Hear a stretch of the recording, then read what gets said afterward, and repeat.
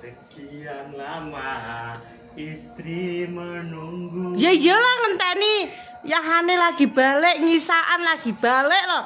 Kayak mulai yo nggawa pitik. Untuk kehadiranku madanglah, ku berikan mie goreng madanglah. Ya madang. Main tas kondi to, Pak? Kok iki lho, iki kan klambi wis anyar. Biyen tak titipne klambine elek. Saiki klambi anyar wayahe bayar.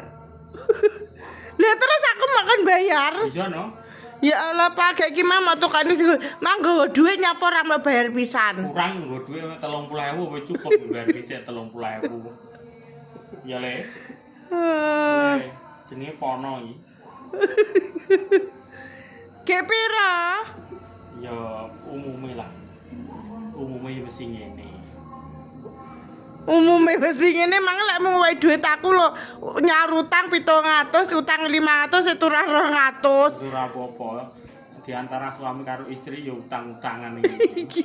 Dia Nek bengi malah nyeplot utang. gemblung. Pira iki berarti 300 utangmu? Ah, aku transfer engko ya. Mau 200 aku ora sida kok wehne aku berarti. Telepon gua. Ya nomere tekene.